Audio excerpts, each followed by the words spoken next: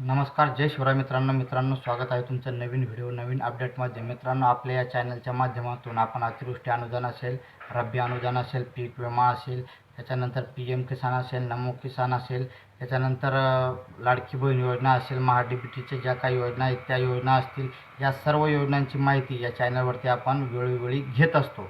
मित्रांनो, बरेचसे लोक कमेंट करतात, आता प्रत्येक कमेंटला उत्तर देणं शक्य होत नाही, म्हणून मित्रांनो आजच्या व्हिडिओच्या माध्यमातून अशाच काही महत्त्वाच्या कमेंटची समजून घेण्याचा प्रयत्न करा। चला मित्रांनो, आजच्या व्हिडिओकडे वळू। मित्रांनो, आता हे रब्बीचं आणि अतिवृष्टीचं अनुदान वाटप सध्या शेतकऱ्यांना चालू आहे। बरेचसे शेतकऱ्यांचं म्हणणं आहे की आमचं जे क्षेत्र आहे, जी जमीन आहे ती 2 गावामध्ये आहे, 3 गावामध्ये आहे, त्याच्यानंतर आम्ही एकच गट जॉईन केला, बाकीचे गट राहून गेले। तर मित्रांनो, तुमची जमीन कितीही असू द्या, कोणत्याही गावामध्ये असू द्या, फार्मर ID वरती तुम्हाला ते पूर्ण क्षेत्र जोडता येतं। मग तुमची जमीन एका गावामध्ये असू द्या की 2 गावामध्ये असू द्या, त्याच्यानंतर तुमच्याकडे एकच गटामध्ये तुमची शेती असू द्या किंवा 2 किंवा 3 गटामध्ये सुद्धा असेल, तर ते सर्व क्षेत्र तुम्ही फार्मर ID मध्ये जोडू शकता। मित्रांनो, बरेचसे असे शेतकरी आहेत की त्यांनी फार्मर ID काढताना एकच गट जोडला आणि तो एकच गट जोडल्यामुळं त्या शेतकऱ्यांना हे जे अतिवृष्टी आणि रब्बीचं जे अनुदान वितरण करण्यात आलेलं आहे, हे अनुदान काही शेतकऱ्यांना तितक्याच क्षेत्राचं आलेलं आहे। बाकीचे क्षेत्र जोडले नसल्यामुळं त्यांची जे जमिनीचं क्षेत्र आहे ते तिथं कमी दाखवत असल्या कारणानं त्यांचं जे अनुदान आहे ते तितकंच पडलेलं आहे। मित्रांनो, असं ज्या शेतकऱ्यांचं झालेलं आहे त्या शेतकऱ्यांनी आपल्या तलाठींना हा जो प्रॉब्लेम आहे तुमचा तो लक्षात आणून द्यायचा आहे। नेमकं त्याच्यावरती काय सोल्युशन आहे तेच तुम्हाला सांगू शकतील। मित्रांनो, पुढची कमेंट आहे, त्यांचं म्हणणं आहे की आमचं सामायिक क्षेत्र आहे, फार्मर ID काढलेला नाही आहे, आम्ही संमतीपत्र दिलेलं आहे, पण KYC यादीमध्ये आमचं नाव आलेलं नाही। मित्रांनो, KYC यादीमध्ये तुम्ही संमतीपत्र दिल्याच्या नंतर जर तुमचं KYC यादीमध्ये आलेलं नाही आहे, तर याद्या ही 1 नाही, 2 नाही, तर 3-3, 4-4 म्हणजे याद्या येऊ शकतील आणि येतील। कारण शेतकऱ्यांचे बरेचसे शेतकरी बाकी आहेत। काही शेतकऱ्यांचा जो डाटा आहे तो तलाठ्यांनी लवकर पाठवला म्हणून त्यांचे पहिल्या यादीमध्ये किंवा दुसऱ्या यादीमध्ये नाव आलेलं असेल। तुमचं जर का लेट पाठवलेलं असेल तर तुमचं लेट यादीमध्ये नाव येईल, पण 100% नाव येईल। त्याच्यामुळं काळजी करू नका, तुमचं नक्कीच तुम्हाला अनुदान पडेल। फक्त तुम्ही KYC नंतर करून घ्या, KYC केल्याच्या नंतर तुमचं तात्काळ अनुदान वितरित होईल। मित्रांनो, पुढचा प्रश्न आहे, यवतमाळ जिल्ह्याचा हेल्पलाईन नंबर द्या। मित्रांनो, यवतमाळ जिल्ह्याचा जो हेल्पलाईन नंबर आहे तो अद्यापपर्यंत जाहीर करण्यात आलेला नाही आहे। जसा काय जाहीर होईल तसं आपण कम्युनिटी पोस्टवरती त्याबद्दलची पोस्ट नक्कीच टाकू। मित्रांनो, फक्त धाराशिव जिल्ह्याचा जो हेल्पलाईन नंबर आहे अतिवृष्टी आणि रब्बी अनुदानाचं ज्यांना प्रॉब्लेम आहे त्या शेतकरी तिथं ते तक्रार करू शकतात। तर प्रत्येक जिल्ह्याचा हा नंबर येईल आणि जसा काय येईल तसं आपण ते कम्युनिटी पोस्टवर टाकण्याचा प्रयत्न करू। मित्रांनो, व्हिडिओ थोडा मोठा होईल पण अतिशय महत्त्वाचा व्हिडिओ असणार आहे। मित्रांनो, पुढचा प्रश्न आहे, KYC झाल्यावर किती दिवसात म्हणजे पैसे जमा होतील? मित्रांनो, KYC झाल्याच्या नंतर तुमचं काम फक्त KYC करणं आहे। तुमची KYC झाल्याच्या नंतर जसा काय शेतकऱ्यांचा एक स्लॉट तयार होईल, 1000, 2000, 4000 शेतकऱ्यांचा, तसे ते पैसे एकाच वेळेस त्या सर्व शेतकऱ्यांना जमा करण्यात येतील, असं सरकारचं धोरण असतं। असे जर का तुम्ही एक KYC करत गेले आणि तसेच जर का तुम्ही म्हणलं बा आम्हाला पैसे पडायला पाहिजे, असं होत नसतं। मित्रांनो, पुढचा प्रश्न आहे, प्रत्येक गावामध्ये अनुदानाची यादी, पात्र शेतकऱ्यांची यादी लावण्यात यायला पाहिजेत। तर मित्रांनो, प्रत्येक गावामध्ये तलाठी असतात, ग्रामसेवक असतात, यांना या याद्या ह्या पाठवण्यात आलेल्या असतात। आता त्यांनी काही जे तलाठी असतील, ग्रामसेवक असतील, ते गावामध्ये यादी लावतात, तर काही लावत नाही, काही म्हणजे पण आपलं काम आहे की आपलं KYCच्या यादीमध्ये नाव आलेलं आहे की नाही ते चेक करणं, आपलं किती नुकसान टाकलेलं आहे तलाठ्यांनी ते चेक करणं।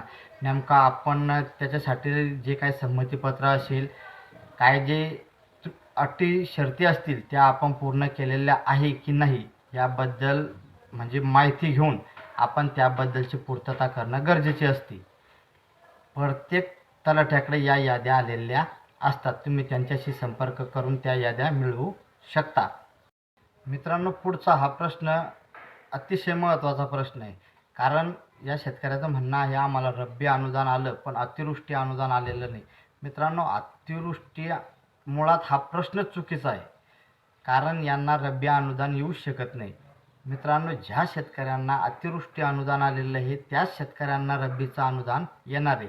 एकतर यांनी कमेंट चुकीची केली, नाहीतर त्यांना चुकीची म्हणजे माहिती चुकीची आहे.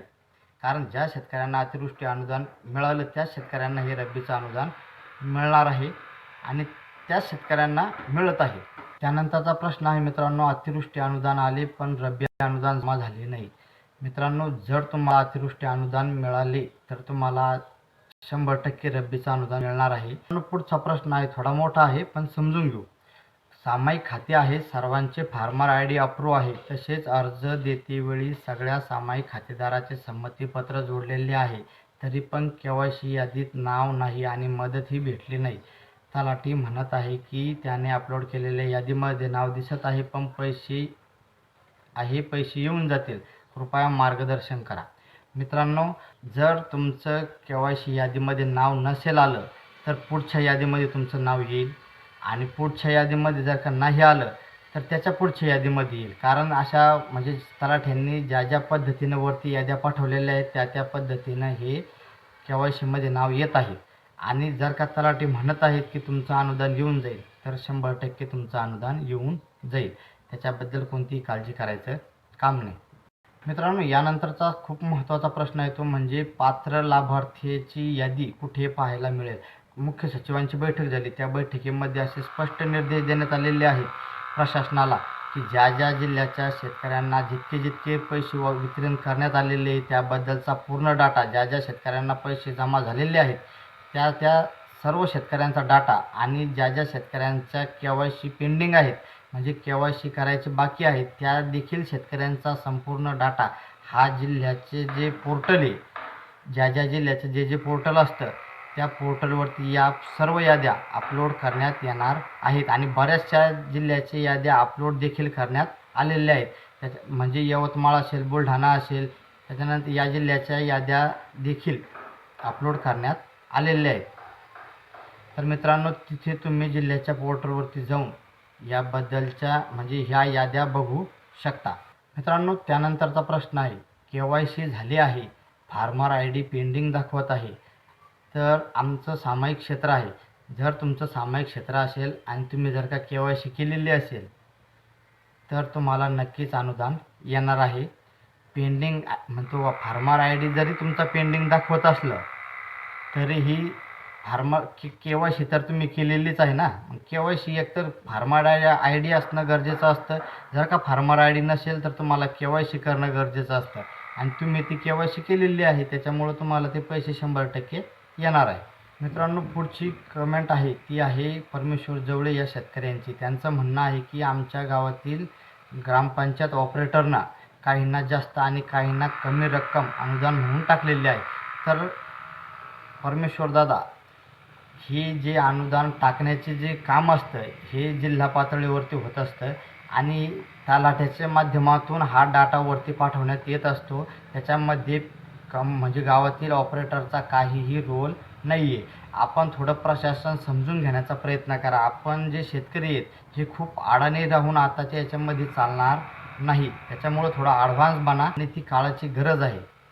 त्याच्यामध्ये ग्रामपंचायत ऑपरेटरचा कुठेही रोल येत नाही. मित्रांनो, पुढचा प्रश्न आहे, घरकुलाचे पैसे कधी येणार. तर मित्रांनो, सध्या आचारसंहिता चालू आहे निवडणुकांची आणि निवडणुकीच्या आचारसंहितेमध्ये घरकुलाचे पैसे वाटप केल्या जाऊ शकत नाहीत. ही काळ्या दगडावरची पांढरी रेष आहे. त्याच्यामुळं जेव्हा हे आचारसंहिता संपेल त्याच्यानंतरच घरकुलाचे पैसे वाटप केले जातील. त्याबद्दल काही अपडेट आलं तर नक्कीच आपण चॅनलच्या माध्यमातून देण्याचा प्रयत्न करू. मित्रांनो, याच्यानंतरचा सर्वात महत्त्वाचा प्रश्न आहे तो म्हणजे सोयाबीन पीक विमा कधी येईल. मित्रांनो, उडीद आणि मुगाचा जो पीक विमा आहे तो पुढच्या महिन्यापासून त्याबद्दलचे जो डाटा आहे तो आता पीक विमा कंपनीला देणं चालू झालेला आहे उडीद आणि मुगाचा. सोयाबीनचा जो डाटा आहे तो म्हणजे 30 जानेवारी नंतरच हा सोयाबीनचा एल्डबेसचा डाटा हा पीक विमा कंपनीला देण्यात येत असतो आणि त्याच्यानंतर 3 हप्त्यामध्ये तो डाटा मिळाल्याच्या नंतर पीक विमा कंपनीला 3 हप्त्यामध्ये त्याच्यावरती म्हणजे जी काही कार्यवाही करायची असते, म्हणजे शेतकऱ्यांचा पीक विमा मंजूर करणं असेल, जर का एखाद्या जिल्ह्यामध्ये खूप जास्त नुकसान झालेलं असेल आणि त्याच्यासाठी जर का अतिरिक्त मदत द्यावी लागत असेल, तर त्या म्हणजे त्या निधीची मागणी ही राज्य सरकारकडे करणे त्याच्यात देखील खूप वेळ लागतो. त्याच्यामुळं सोयाबीनचा पीक विम्याबद्दलचे जे अपडेट आहे हे जानेवारी एंडिंग नंतरच यायला सुरुवात होईल. तोपर्यंत वाट बघा. मित्रांनो, पुढचा प्रश्न आहे, वडिलाचा मृत्यू झाला असेल तर अतिवृष्टी रब्बी अनुदान कसं मिळवता येईल, याबद्दल प्रक्रिया सांगा. तर एखाद्याच्या वडिलाचा मृत्यू झालेला आहे, त्या माणसाचा जर का मृत्यू झालेला आहे, तर त्यानंतर मृत्यू झाल्याच्या नंतर त्या सातबाऱ्यावरती जर इतर म्हणजे जे वारस आहेत त्यांच्या जर का नोंदी झालेल्या नसतील, तर पहिले त्या नोंदी करणं गरजेचं आहे. जर त्या नोंदी झाल्या, तर त्या सर्व नोंदी झाल्याच्या नंतर त्याबद्दलचं ॲफिडेविट म्हणजे संमतीपत्र तुम्हाला तलाठ्याकडे सादर करावं लागेल आणि त्याच्यानंतर तुम्हाला हे अनुदान मिळेल. याच्यानंतरचा प्रश्न आहे, राशनचे पैसे कधी मिळणार? तर मित्रांनो, राशनचे जे पैसे आहेत हे जवळजवळ 44 कोटी रुपये हे मंजूर झालेले आहेत 9व्या महिन्यामध्ये. त्याच्यानंतर काय कारणामुळं सध्या त्याचं वितरण थांबवण्यात आलेलं आहे ते अद्याप कळू शकलेलं नाही. पण हे पैसे मंजूर करण्यात आलेले आहेत, जिल्हा स्तरावरती हे पैसे आलेले आहेत. नेमका घोळ कुठं होतो आहे हे समजत नाही आहे. मित्रांनो, त्याबद्दल तुम्ही RTI दाखल करू शकता किंवा त्याबद्दलच्या तक्रारी तुम्ही तहसील कार्यालयामध्ये जाऊनसुद्धा करू शकता की आम्हाला अनुदान वितरण झालेलं नाही आहे, नेमकं कोणत्या कारणामुळं झालेलं नाही आहे ते तुम्ही तिथं जाऊन विचारू शकता. मित्रांनो, चला भेटू अशाच नवीन माहितीसह पुढील व्हिडिओमध्ये. जय हिंद, जय महाराष्ट्र.